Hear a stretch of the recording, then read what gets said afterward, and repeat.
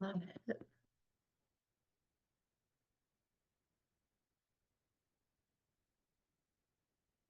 All right. Good evening, everyone, and welcome to the Relationships series.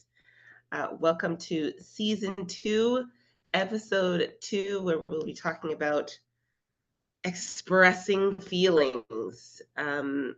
So, if you are here and you can hear me, maybe just throw a thumbs up there, just so I can see that everybody can hear and see okay. Okay, perfect. Great. Thank you. All right. So we'll jump in.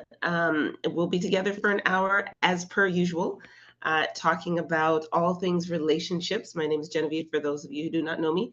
I am a registered psychotherapist. I am also a speaker, trainer, and coach. And I love all things relationships. My favorite thing to talk about, relationships of all kinds: romantic relationships, platonic relationships, spiritual, sibling, parents, work, colleagues, all kinds of institutional relationships, even relationships with things, our relationship with money, our relationships with material possessions, our relationships with our emotions. And we'll be talking about feelings today. So I am a firm believer that we were created for this thing that we do, called relationships. And it would be a great thing, or it is a great thing, for us to learn how to do them in the best way possible, so that we maximize them, so that we succeed in them, so that we get the most out of them, the most pleasure, the most benefit, and the most purpose out of them. Uh, so that's sort of where I stand when it comes to relationships. I always say I discovered this passion for relationship when I was in my teens, and I was just so tired of seeing jacked up relationships. To be very honest, just people, canceling one another, cutting one another off. There were a number of divorces that I experienced, not just with my parents, but with my friends' parents, and it was just really difficult. Um, and a lot of turmoil and trouble between, some of my friends and their parents, and just a lot of stuff going on. And I thought, my goodness, there must be a better way. There must be a way to have, or to at least come closer to some of those idealistic type of relationships I had witnessed on television. Yes, television was my first inspiration for doing relationships well.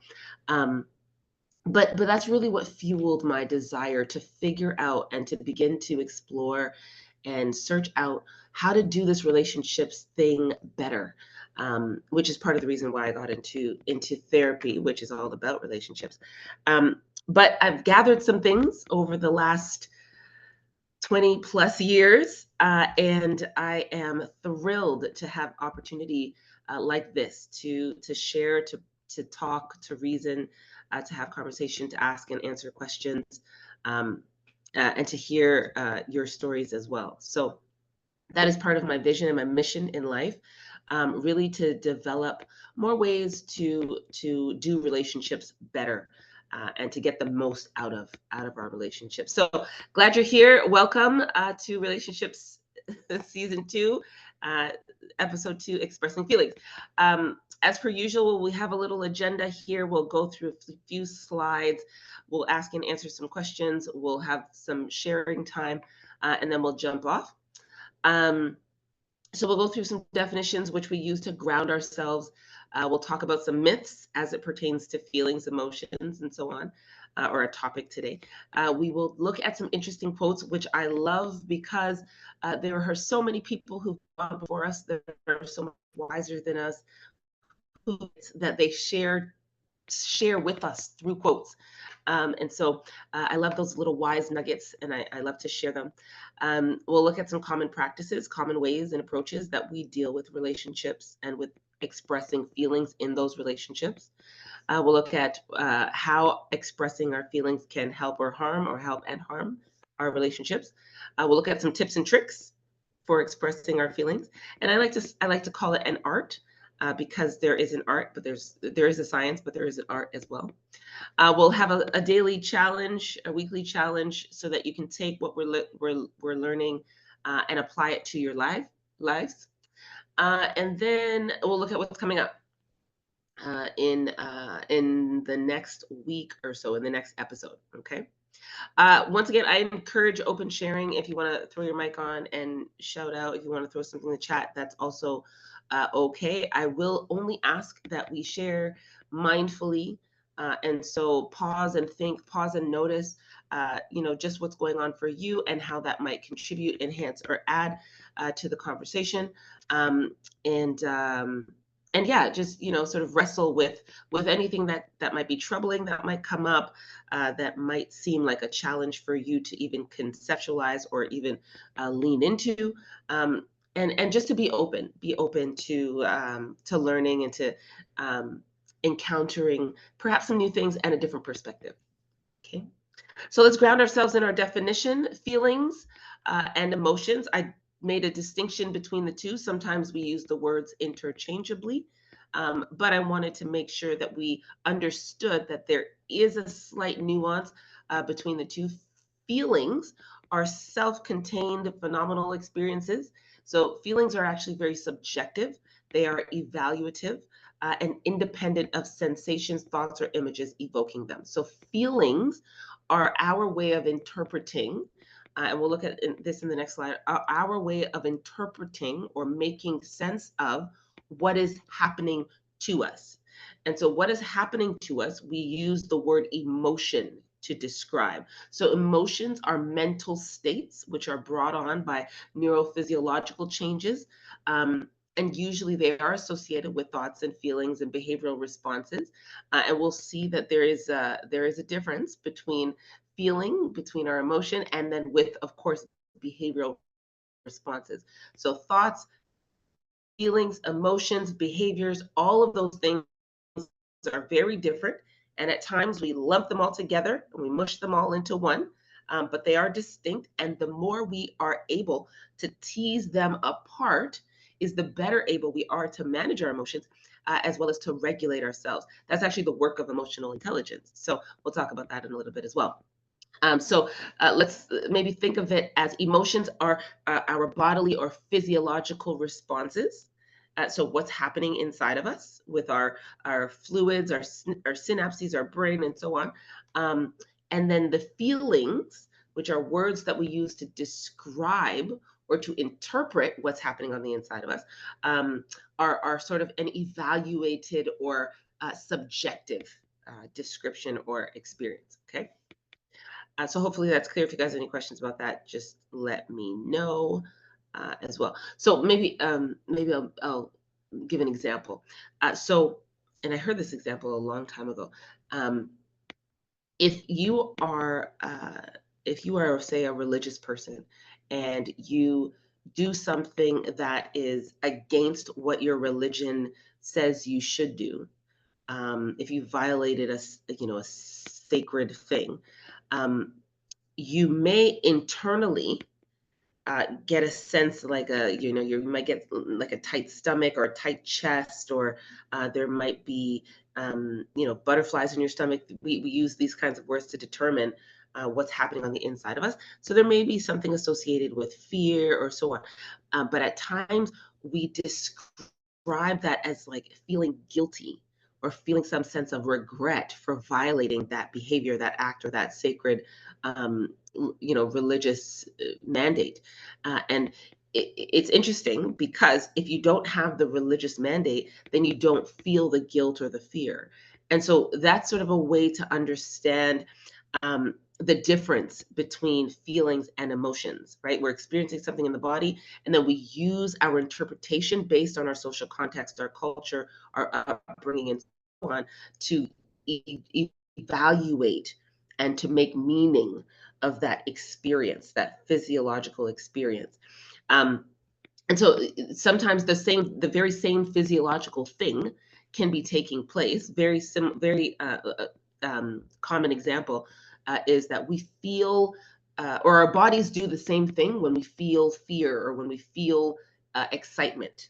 And the only distinction is our interpretation, right? And so, very rarely do we say, cortisol and adrenaline is flushing through my body, and my heart rate is rising, and there's blood flowing away from my heart so that I can find strength to fight or flight. Like we don't talk like that, but that's actually what's happening. Right? So the same thing is happening in our bodies, but based on our evaluation of our surroundings and our environment, we will use terms like, oh, I'm excited, or I'm thrilled, or I'm scared, I'm terrified. Right? So it really is about a subjective description description of what's going on based on our interpretation. So that might be helpful in order to distinguish between feelings and emotions.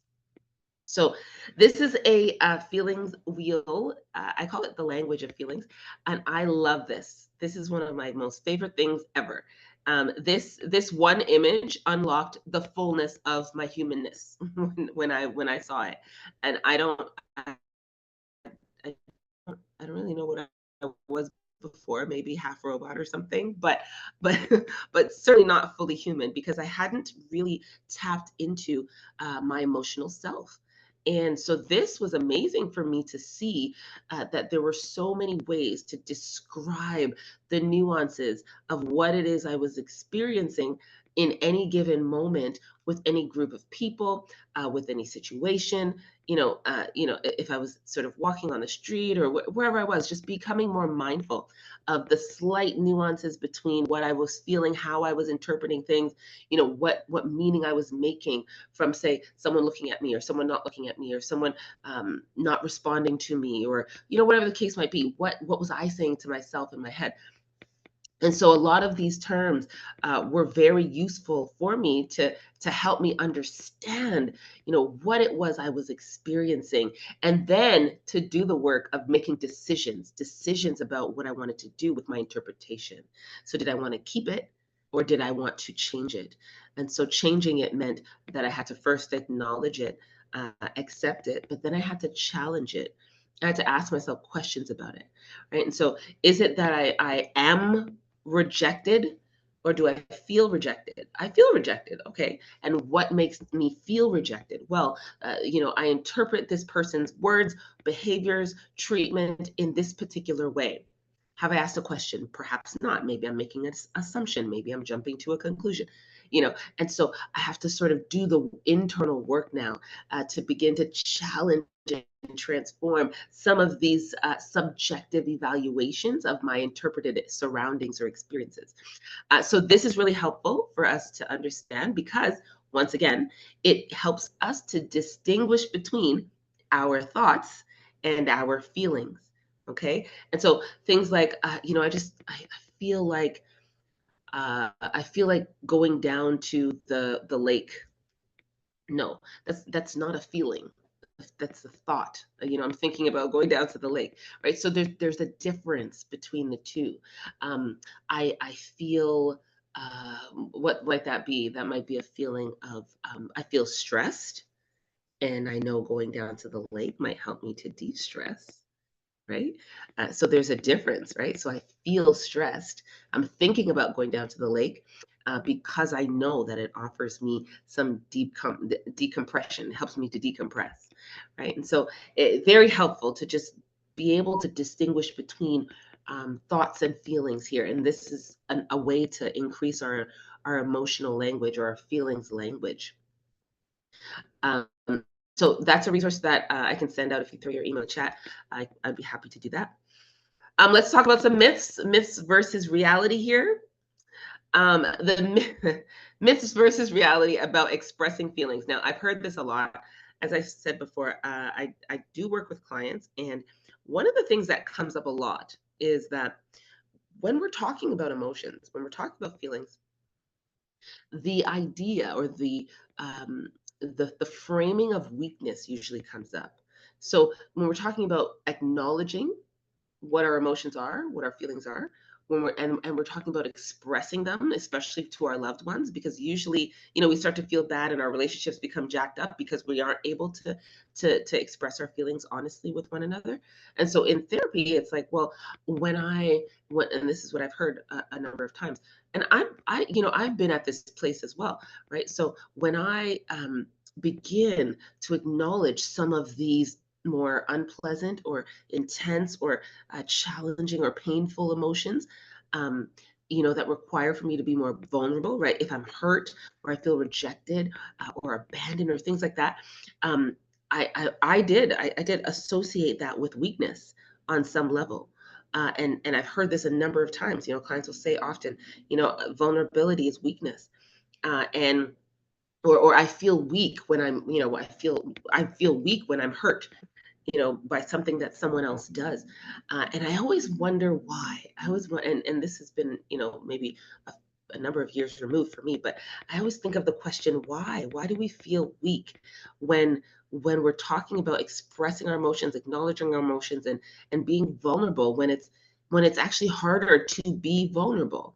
And this is the reason why we avoid it, right? It's actually quite challenging to be vulnerable, especially in spaces where we've been hurt by people that we consider to be family or that we love and that we are expecting to love and support us in specific ways.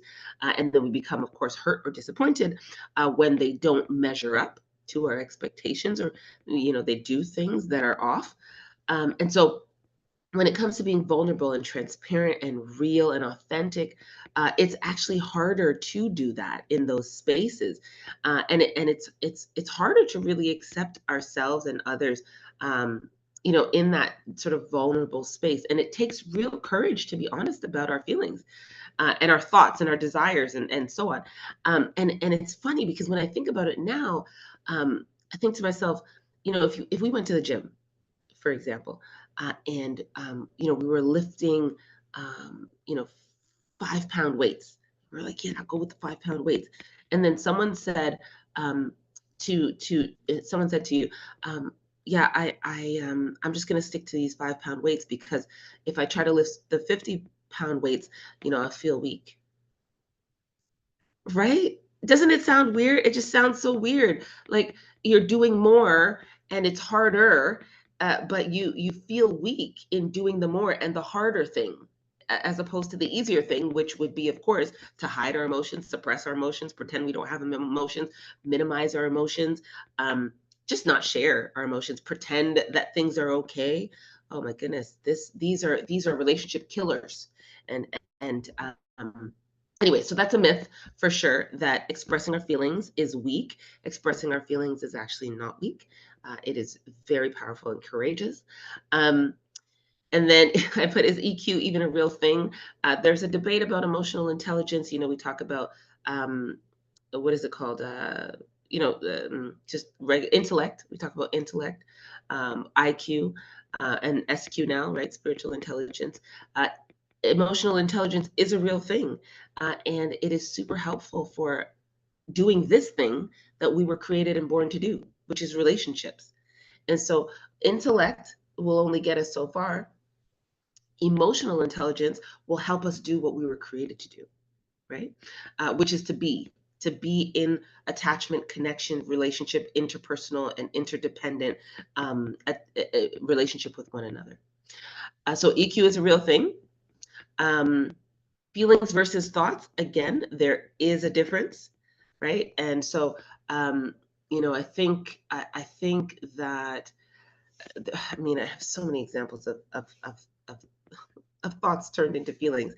I think that, no, sorry, I should say this: feelings turned into thoughts. So I feel like you should go to the store and buy me, um, a bag of chips. And just because we put "I feel" in front of the phrase doesn't mean that it's an actual feeling. I'll say that. And just because you say "I think," doesn't mean that it's an actual thought either. So we want to be able to really distinguish between feelings and thoughts and put them in their rightful places and treat them the way they ought to be treated. Feelings are subjective, they cannot be debated. Thoughts, however, are your own. However, they can be challenged and changed. So our feelings will follow our thoughts, right? Somebody walks by you on the street, you say hello. There's someone that you think to yourself, oh no, why didn't they say hi back to me? They must be. Here's where we diverge. They must be really rude. And what follows that thought? They must be really rude. Oh, then you feel offended, right? Versus, oh, they must be really caught up in their own world. Maybe something's going on in their life. Then we feel perhaps compassion, maybe apathy, maybe indifference. Um, maybe I don't know, maybe sadness for them. I don't know. You might feel something different. But either way, the thought is what helped you to create the feeling, right? Your feeling followed your thought. And so there's a distinction. It's very subtle and it happens super quickly, but there's still a distinction between the two. And so I want us to be very clear that our thoughts are not feelings and our feelings are not thoughts. And both can be attended to in a very similar way, right? If we pay attention to them, we can figure out what's fueling them, and then we can begin to do the work of challenging them. Okay. So, with thoughts and feelings, feelings are not thoughts, thoughts are not feelings. And then feelings do not have arms and legs. Contrary to popular belief, our feelings do not make us do things. We decide to do things. So it is an absolute myth that our feelings are driving us to behave in ways that are maladaptive and that are harmful to ourselves and to others and to our relationships. No, your feelings do not have arms and legs. Our feelings do not have arms and legs. We have arms and legs. We decide what we do with our arms and legs. Okay. And so, one of the greatest distinctions that we can even begin to work on is this idea of separating, again, our feelings from our behaviors. Separating our feelings from our behaviors. Oh, I feel so tired today. I feel like I can't. I feel like I'm exhausted. I feel like I can't go to work today because I'm just so sad and exhausted and because I don't have lunch. Okay, that's great. So acknowledge that feeling. Oh yeah, definitely feel low mood, definitely feel down, definitely feel discouraged, definitely feel unmotivated, certainly feeling. But that never ever translates to, okay, now I have to call into work. No, you don't. You can decide to call into work, but you never have to. Right? And so just because you feel a thing doesn't mean you have to do something in line with that feeling. I feel so angry right now. Okay, what does that mean? It means you feel angry, right? Some people will take that to the extreme. I feel so angry, so I need to kill somebody, or I need to, slam the cupboard doors, or I need to kick the dog, or I need to quit my job, right? No, you don't. You can feel all of the rage and all of the anger, all of the hostility, all of the frustration, all of the things without actually doing anything, without actually crossing over the threshold and making the decision to do something in alignment with what you are feeling. And we'll talk about this in a second because it's really cool and interesting to find out how feelings actually travel through the body physiologically, or how our emotion travels through the body physiologically. Because if we just kind of wait it out, count to 90, Wusa, there was a movie, did Wusa, then some of those feelings, if we don't resist them, we don't, avoid them or try to run from them or try to change them immediately, they'll actually pass through, right? They'll actually allow for us to receive release. So that's another myth that we can debunk. Feelings are not facts. Feelings are not thoughts. Feelings are not behaviors. And we can master our emotional side, and expressing our feelings is not weakness. Okay. So we'll talk about common ways of managing feelings. These are, I think, the top 3 ways. I put a little beach ball there because, my goodness, the top 3 ways are almost like keeping our feelings under wraps. And I don't know if you've ever tried to hold a blown up beach ball underwater. Like I don't know if you've ever tried. I've tried to do this. I've tried to hold a beach ball underwater, and it just kind of keeps finding a way to like pop back up above the water. And um, our feelings are kind of like that if, perchance, we utilize some of these methods. Okay. And so denial is the first one. And I'm talking about any form of denial here, any form, right? So spiritualizing, suppressing, rationalizing, justifying, minimizing, blaming, victim, any just pretending that things aren't happening. Any form of denial in any of its forms when it comes to our emotions is going to be one common way of managing our emotions, but unhelpful. So unhelpful for processing emotions through, addressing our emotions, and finding release and relief. Okay. So any kind of denial actually keeps us stuck in that emotion. It's like holding the ball underneath the water until it finally just like pops up and it just creates a muck of everything. Right. So we want to move away from denial. And the research shows that if we when we resist, it actually makes things worse, so that the initial level of intensity of the emotion that we would have experienced, it becomes multiplied. So if we feel something in its intensity, and we sort of walk it out, we let it ride, we don't resist it, we let it flow through.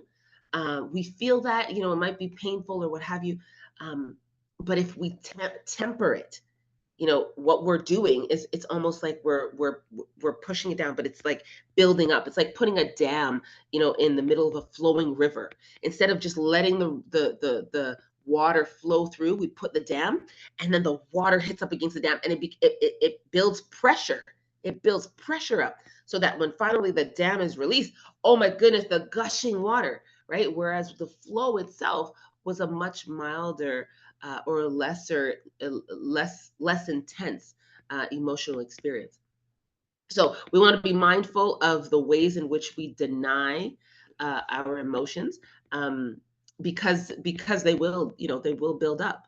And it reminds me of like I don't know if you've ever seen like a swamp, where like icky water is like built up. That's like what it is. Like we suppress all the emotion, they kind of build up, and it becomes like stagnant, and then like things start to grow in there, and then because emotion is energy, right? It's emotion, it's energy, it's vibration, it's all that stuff. So if there's no flow, then it's just stagnant, it's just suppressed, it's just, and then things start to like fester in there, and then it starts to like smell and make you and others around you, very sick.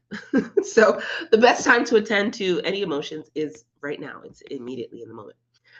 So reaction is another common way of managing feelings that is unhelpful.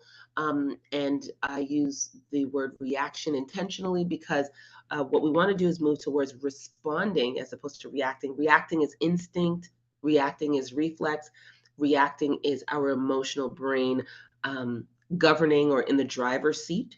And so what we want to do is move away from reacting in the moment, and we want to respond, which means our thinking brain, our cerebral cortex, is engaged at that point. And so we have a feelings brain, we have a thinking brain. And sometimes when we are reacting, I don't know if you guys have ever seen a brain, but the brain kind of looks like this, two sides of a brain. And in the center here is like our amygdala, hypothalamus, all the things, right? And so we have our feelings brain in here. We have our cerebral cortex, our thinking brain that covers over. And sometimes when we are in the height of emotional experience, our thinking brain goes offline, right? Like that. And our feelings brain is like in the driver's seat. Like, I'm going to do all the things. I'm going to feel intensely, and I'm going to do all the, and so that's our reaction when we're swift to react. We're swift to cuss that person off. We're swift to, road rage, cut somebody off, and it can be very dangerous because our feelings brain is not very rational. It's not, it doesn't really think. It just reacts. And so we have to wait, or give ourselves time. Usually it takes about 90 seconds. Give ourselves time to re-engage, our thinking brain, get our thinking brain back online, so that we can respond, right? We can think through what we want to do, think through how we want to decide to address, the situation at hand, and the one obviously that has brought about some of these intense emotions. Um, and so that's one thing that we can sort of take to the bank with us. Usually, when we react to things, we have regrets. Usually, when we react swiftly, we have a lot of regrets, and we can really damage, really wreck our relationships. And so we want to move away from denial as a response to our emotions, and reaction as a response to our emotions as well. And so these are ways that we normally treat them, and we'll talk about other ways to express our emotions well in a moment. And then narratives is the last one. And again, we tell ourselves stories about what is going on with us and what is going on, what's happening to us, stories that are just not true. And you know, we feel things and we add meaning to them that are not accurate. um, Sometimes we perhaps we're disappointed. Our boss didn't give us the raise or the promotion or what have you, and we come up with stories. Oh, they don't care about me. They don't value me. They don't care about my family. Don't they know that I have bills to pay? They're selfish, keeping all the money for themselves. They, and we come up with a whole bunch of, all the cognitive distortions come out, right? We're overgeneralizing, we're blaming, we're jumping to conclusions, we're making assumptions, we're doing black and white thinking, we're doing all the things, and creating these narratives that essentially internally are creating turmoil. Because then we're fueling that dissatisfaction, we're fueling that disappointment, we're fueling that pain and that hurt, in ways that are unnecessary, right? Because maybe the other person had more qualifications than you. You don't know, right? But there are no questions in the narrative, right? There are only unhelpful conclusions. And so, and this is when we create unhelpful narratives. Of course, we can create helpful narratives, which we'll talk about uh, in a moment. And so, that distinction, looking at how we can create, especially if the narrative that we are creating is causing us more pain or causing us to remain stuck in our pain. So we'll look at that in a second. So these are things that we want to stay away from: denial, reaction, and negative narratives when it comes to managing our emotions and our feelings. And we want to move into more of a vulnerable place, more of an acknowledging place, more of an honest place. And this is the case for vulnerability. Really tuning into what we are feeling and being able to say that. That is all. This is the place where we are most connected in our humanity, when we are vulnerable, when we are honest, when we are real with ourselves and with others. And that is why I create the case for vulnerability, because there's freedom in that place. There's freedom and true connection. There's freedom and true belonging. There's freedom and true acceptance in that space. And that's, of course, when we're all attending to ourselves and each other from this place. And so I encourage vulnerability as opposed to denial, reaction, or negative narratives. Um, this is a quote that I love, and you'll see on the chart next how it's relevant. Sorry. You cannot feel at the highest frequency without willingness to feel at the lowest. And so a lot of people, especially in the last maybe 4 or 5 years, the buzzword in our culture in the West has been, I just want to be happy. I just want to be happy. I just want to be happy. And you know, when I think of that, I think, well, to the degree that you want to be happy, you have to be willing to be unhappy. because the scale is it's polarized, right? When it comes to our emotions, and so the capacity that we have to experience the fullness of emotions is going to be the same on either end. So if our capacity is say a -1 to a 1, then that's all we're going to feel. We're going to feel happiness at a 1, and we're going to feel, pain at a -1. That's our capacity, right? And then if we're at like a 5 and a 5 and a -5, then we'll feel the fullness of beauty and brilliance and joy. And at a 5, we're at the highest level, at the highest frequency, right? The depth and the beauty and the power of love, and joy. And this is where all of our fantastic love songs come from, and we feel them on the inside. But then we also have to be willing, to feel it on the other end in the same to the same degree, right? And so we have to be able to go there, when we're feeling the depth of suffering, and the depth of pain and loss and grief, and all of that, and we get to experience the fullness of human emotion, of our humanness in those spaces, in that place. So we get to decide that as well. We can stay at 0, emotional ground 0, which is like, you know I don't know, what would we call that? Sort of apathetic or indifferent. But that's not really living and thriving. We kind of know that something's missing when we see people like, really, really thriving and extremely joyful and so on, and at peace and so on. We know there's something missing. Like, why can't we access that? Right. And this was me years and years ago. I was just like, I see people thriving. I see people living life on a certain level with this great sense of confidence and purpose, and I was like, I want that. Like, I want to be able to be doing that, to be feeling that, to be living that way. And so, what do I need to do? And boy, oh boy, has life broken me all the way open, but to my benefit, and I am so grateful now. I'm so great in the moments. Life sucks in those moments because it's painful, um, but when you realize how it breaks open your capacity to enjoy and to really thrive, there's so much gratitude there. There's so much. I think gratitude is probably like, I don't know, maybe number 2 on the highest frequencies of emotions that we have. I think love is number 1, if I'm not mistaken. So this is kind of what it looks like. And it can go further out. This is just one emotion scale, like Alan Fish. But there are different ones, but it's the same idea, right? Some of them go +5 to -5, and have all the emotions lumped in together. And some put emotional ground 0, at 0. This one has contentment, satisfaction, and stillness at 0.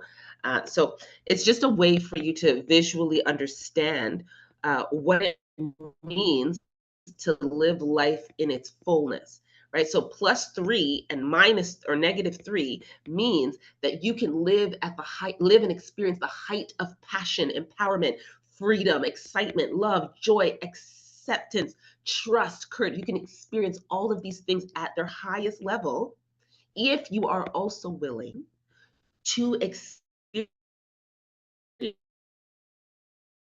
and accept that life will present you with grief, guilt, insecurity, depression, despair, powerlessness, hopelessness, to the same degree.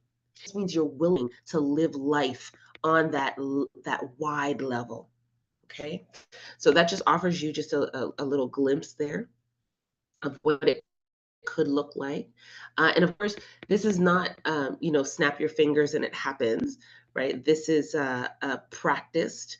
Um, and this is over time, building capacity, building habit. I don't know if you've ever seen the people that have and I think it comes out of a tribe in Africa. They use the earrings, the hollowed out earrings, and each time they get like a larger one after a certain amount of months, and until the rings in their ears are like really, really big.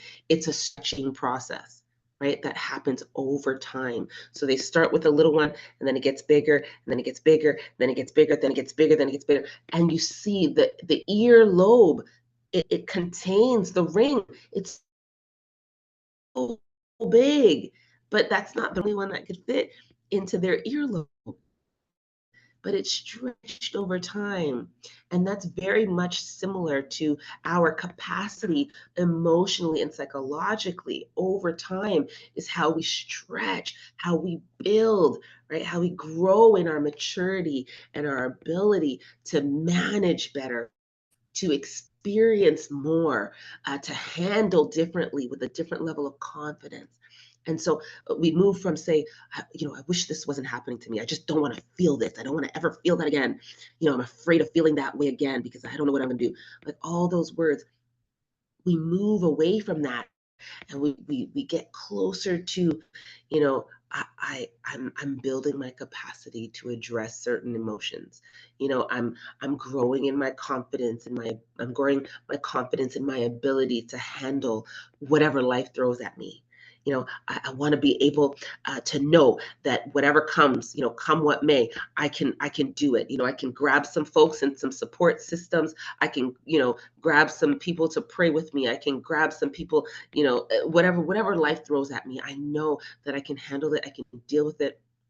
I can experience it. I can address it. I'm not running from it. I'm not wishing it away. I'm not pretending it's not there, right? And so we gradually move. It's not an overnight experience, right? We gradually move from that place of immaturity, and that just means that we have little capacity to manage our emotions well, to a place of maturity, right, where we're better able to regulate ourselves. We're better able to remedy. We're better able to address and do so quickly and to process through our emotional experiences. So that's just a tidbit there, and I'll be mindful of the time as we go through. A couple quotes. This is Maya Angelou. If you guys know Maya Angelou, she's a poet and a writer and author, and she has a quote which I'm sure you've heard before, but she says, "I've learned that people will forget what you said, people will forget what you did, but people will never forget how you made them feel." And that is so true, because feelings are so powerful. They're ingrained and, intrinsic into our bones, into our makeup, right? And so this is why it's important for us to recognize how much it matters for us to express our feelings well, because they have impact and significance and effect on other people and their feelings, right? And then Aristotle, I love this quote. He says, "Anybody can become angry. That is easy. But to be angry with the right person and to the right degree and at the right time and for the right purpose and in the right way, that is not within everybody's power and it's not easy." And how true is this?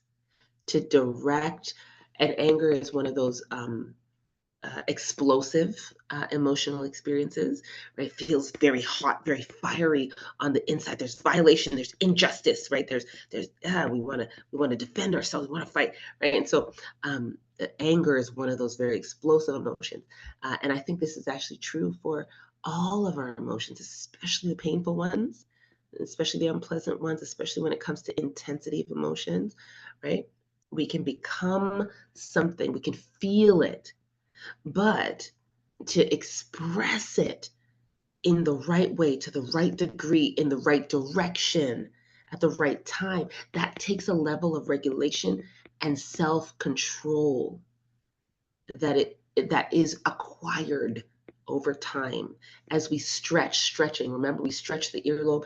It's a stretching process. It's a maturation process. It's a growth process that's required in order to do this, to express well, right? And so I want you to keep that in mind, even as we go through the challenge, as I present you with the challenge today, that this, again, if you're at a place where you're still lashing out, or you explode, or you may need anger management or something like that. And I work with people with anger management. If you're still at that place, understand that it's possible to get to a place where you are regulated, and where you do have a measure of control, and where you can calculate and determine how it is you're going to decide to express some of the intense and explosive ideas, thoughts, emotions that are going on the inside. Okay, so let's talk about relationship benefits when it comes to expressing our emotions. So we're looking at helpful versus harmful emotions. Sorry, helpful versus harmful expressions. And we don't know what we don't know. So sometimes we just don't know that our expressions of emotions are harmful to our relationships. I think we see the aftermath. We don't always, put two and two together. Like I'm here and I'm saying, well, I feel so disrespected. And that in and of itself is an interesting statement. But you're disrespecting me, and you think that you can, and you did it, and we're pointing fingers and doing all the things, and that's us expressing how we feel, expressing our emotions. Sometimes that can be harmful because it usually puts the other person on the defensive. And then it also doesn't necessarily get to the heart of the matter, which is how we actually really feel, right? So there are helpful and harmful ways to express ourselves. The benefits here, I put the best things in life are felt. And so we don't leave the most amazing things in our lives to, thought processes, calculations, and mathematics. We leave that to feelings. The most amazing things are in, love songs, songs about relationships, and poems and books about relationships. And, the best movies are all about, these relationships that have turmoil and pain and pleasure and all the things. Those are all feelings based. It's all emotion based, right? When we talk about joy and peace and love, and hope and faith, these and gratitude, like these are powerful emotions. And that's how we best experience life. That's how we best experience, life in relationship with other people. That's how we best experience, our highest levels of joy and creativity and things like that. And so the best things in life are felt, and so it would be helpful for us to learn better and know better how to express, some of those emotions in the best and most helpful ways possible. Obviously, when it comes to expressing our emotions, we know, based on the research and perhaps our personal experiences, that it creates connection and attachment. And then I put intimacy and intimacy, right? So creates bonds, connection, and attachment with our loved ones or with people. And I don't know if you've ever noticed, some people just have a natural way of connecting with others. They just sort of get it, right? They're just able to like relate to other people really, really well. It's just they open themselves up and they're really authentic and real. We know when people are putting on. We know when people aren't being real. We know when people are, trying to manipulate us or trying to sell us, a rock for a diamond, right? And so, when we are able to express our feelings authentically and in an honest way, we create those bonds, those connections, and those healthy attachments, those secure attachments. And then intimacy is scary. So intimacy is I heard this a long time ago. It can be translated as into me see. And when we expose ourselves or we open ourselves up to people, it can be scary, especially if we don't accept ourselves, or if there are things about ourselves that we still need to work on, to work through, to heal from, to learn to accept, and to appreciate as well. So it can be a scary process, but it does benefit relationships, meaning that it adds to relationships. It causes relationships to thrive, to grow, to be stronger, to be more resilient, to change with the times better, to transition with the times better, and to add to us, to help us to be edified and encouraged as well. So know that we were born for this. We were made for this. We're actually created for this thing called relationship. And so we can do it. And it's not a coincidence that we have all these tools at our disposal. I will be mindful of the time. Look at me going over time today. Okay. Quickly, some stats. Number one, our emotions take 90 seconds to process. 90 seconds, y'all. That's a minute and a half. 90 seconds. So if you're feeling something intensely, stop. Just stop. Don't make any decisions. Don't do anything. Don't talk. Just count to 90. Don't replay the situation in your head. Don't tell yourself narratives. Don't react, right? Don't go into denial. That didn't even bother me anyhow. And no, just count to 90. That's it. Just count to 90 and you'll see. Your emotions will process through. It doesn't mean everything's going to be okay, because obviously you still have a person to deal with and likely a problem to solve. But it will help when your emotions aren't so tightly wound up. Over 100 beats per minute when it comes to your heart rate in conflict is considered flooding. And that's when we lose optimal capacity to solve problems, to discuss things rationally. So again, breathe, get your heart rate down, get your mind, your thinking brain back online, and then engage in conversation, okay? Or in problem solving. And then number 3, for every one negative feeling or interaction, there must be 5 positive feelings or interactions. And so this is the case with, and we've done research over this for years and years and years. This is the case with any relationship.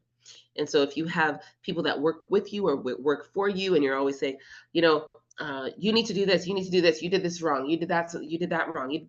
Well, yeah, they're probably going to be demoralized and demotivated by the end of the day if you don't counter some of those what might be considered as negative things or constructive criticisms with encouragement, empowerment, some positive reinforcement, right? Compliments, right? Gratitude, right? Appreciation for what they're doing, how they're helping. So just be mindful of how you can balance out, the climate of your relationships, right? So that they feel better at the end of the day. And again, yes, this does take work. I mean, some of us might be saying it don't take all of that. Well, if you don't want to have great relationships, that's on you. But if you do, which I assume you do, yeah, you're gonna have to put in some work. And some of this work is just proven. And this is, it's free, right? It's free. Just write down a bunch of, don't lie, right? But just write down some things. What do I appreciate about this person, this space, and just express it. Just express it. I just really appreciate how you did that. That was really great today. That was awesome. And just think about it, 5-to-1, 5-to-1, and you're creating a better space, better headspace for yourself, a better climate for your relationship, and you're moving towards success and health. My goodness, it's free. It doesn't cost no money. All it does is cost a little bit of thought and some creativity. So yeah, that's awesome. We can do that. All right, here are the tips and tricks. The art part.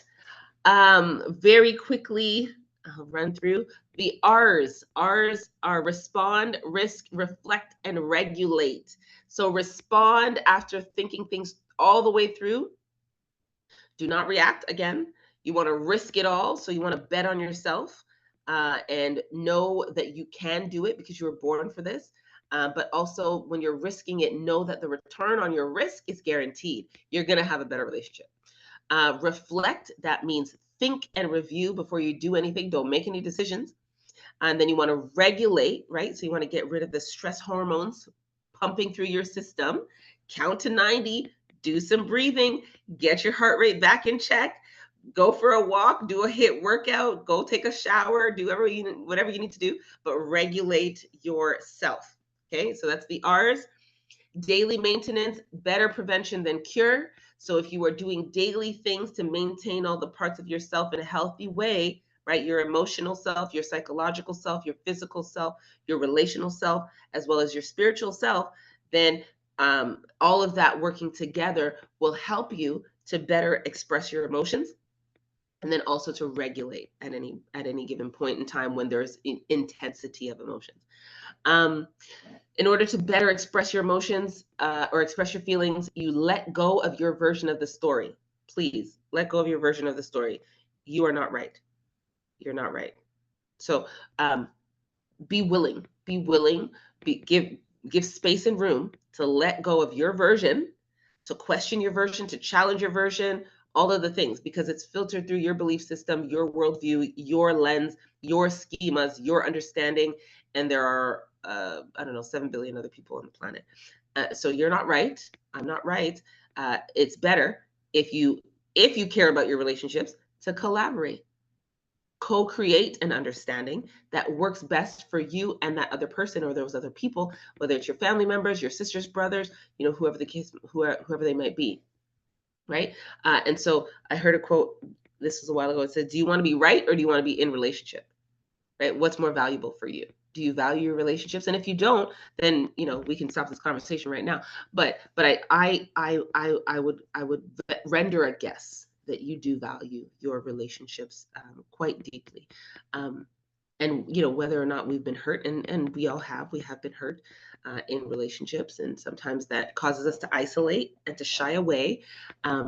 But relationships in and of themselves are the essence of life. They're the whole reason why we're here.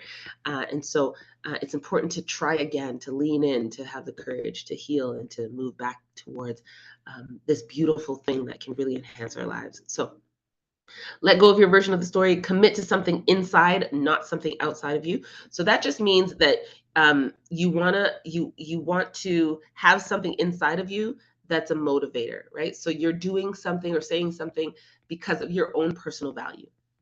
An example might be, I'm going to speak to other people with a sense of respect because that's my value. So regardless of how they show up or what they say or however they act, my value is grounded in who I am and how I want to show up. Right. And so it's not contingent. I'm not going to, all of a sudden get an attitude and start rolling my neck because somebody comes at me that way. No, I am doing something. I'm committed to expressing myself based on my internal value as opposed to external stimuli. Right. And so it's important to commit to something internally versus externally, because external things can change it in a minute. Focus your attention on what you want, not what you don't want, right? So I want to, fill in the blank, right? I want to be a mature person, and I, want to express myself in ways that are respectful, and I want to be integral and all the things. And that will allow you to move towards something, work towards something, and build something, as opposed to try not to do something, right? Or try not to have something. And healthy relationships with others requires that, right? Um, uh, and one thing is, I remember there's a client that said, I want my spouse to know how I feel. That was the statement that he made. I want her to know how I feel. And I really love that, because that was just an internal thing. Like, I want that for myself. That's what he said. And that was just what motivated him to express himself really honestly, even when he was afraid to do so, and so on. Okay. The practical art part is to use I and use feeling words. So use I statements. Don't cheat on this. Don't say stuff like, I feel like you don't care. No, that's first of all, that's not a feeling, that's a thought. Second of all, yes, it is an I statement, but you didn't really tell them how you felt. So you want to use I statements, and then you want to go back to the feelings wheel, and you want to use some of those feelings words, right? So I feel neglected. I feel let down. I feel excluded. I don't know what could also be. Don't say I feel uncared for, because that's just the same as saying, like, you don't care about me. So I feel abandoned. I feel alone, or feel lonely, whatever the case might be, right? Search for those feelings. And this, again, it's work, but it's worth it. Okay, so those are some tips and tricks on how to best express your feelings. Personal challenge. Again, this is a book that I am currently reading. It's somewhere over there. But the 16 Undeniable Laws of Communication and Expressing Feelings is a method of communication. And it will help your relationships. I tell you, it will help them tremendously. Okay. And so I want you guys to go take what you've learned, what you've heard here today, practice it, pick one thing and act on it. ACT stands for apply, change, and teach. So apply what you've learned, change something about yourself, and then teach someone something about what you've learned. That just means sharing it. And so if you want to get this book, you can get it off of Amazon or wherever. But it is a great book when it comes to communication and all things relationships.